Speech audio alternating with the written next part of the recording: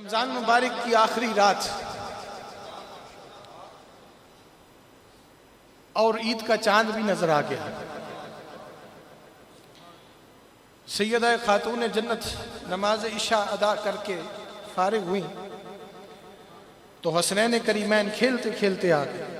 कहने लगी, अम्मा जान आज ईद है, मोहल्ले के हर बच्चे के पास नए कपड़े हैं, क्या हमारे लिए नए कपड़े नहीं आएंगे? सैयदा खामोश है। नमाज पढ़ के फारिग हुई, सारी रात सोचती रही कि हसनैन ने ऐसा सवाल किया है, अगर कपड़े नहीं होंगे तो फिर ये क्या सोचेंगे कि हर मोहल्ले में रहने वाले हर बच्चे के पास नए कपड़े हैं, हमारे पास नए कपड़े नहीं हैं। यहां तक वक्त गुजरता गुजरता फजर की नमाज का वक्त आ गया।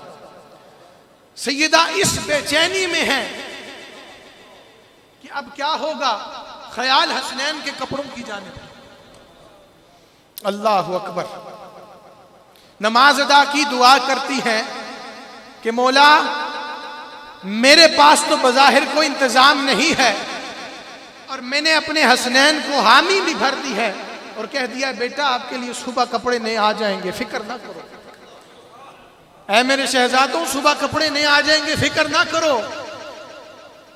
फजर की नमाज पढ़ के दुआ करिए, मौला अब तूने ही बंदोबस्त फरमाना है। जैसे ही दुआ से फारिग हुई, दरवाजे पर दस्तक होती है। अंदर से पूछती हैं, कौन आया है? आवाज आती है, हसनैन का दर्जी आया है। हसनैन करीमैन का दर्जी आया है।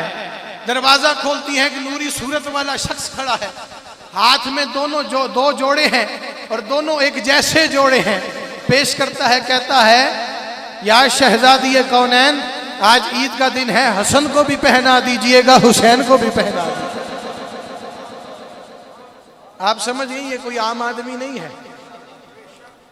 मेरे करीम नमाज ईद से फारिग हुए, सीधा अपनी शहजादी के घर हुजूर तशरीफ ले आए और जब हसनैन करीमैन को उन जोड़ों में देखा तो मेरे आका ने गोद में बिठाया दोनों को और शहजादी कौनैन को मुखातिब करके कहने लगे, ऐ फातिमा रदी अल्लाह ताला अन्हा, क्या आप जानती हैं कि जो ये जोड़े लेकर आया है हसनैन का दर्जी, वो कौन था? कहा, हुजूर आप और अल्लाह बेहतर जानते हैं, आप बड़ा इल्म रखने वाले हैं, आप बेहतर जानते हैं। कहा, वो और कोई नहीं था, वो नूरियों का बादशाह जिब्रील अमी था। जिब्रील अमी जन्नत से जोड़े सिलवा कर खुसूसी तौर पे शहजादों के लिए ईद के दिन पहनने के लिए लेकर आए। मुझे ये बताइए कि जिनका दर्जी जो कह कर कहे कि मैं दर्जी हूं, जिनका दर्जी इतनी बड़ी शान वाला हो, तो जिनका वो दर्जी है वो शहजादे फिर कितनी बड़ी शान वाला।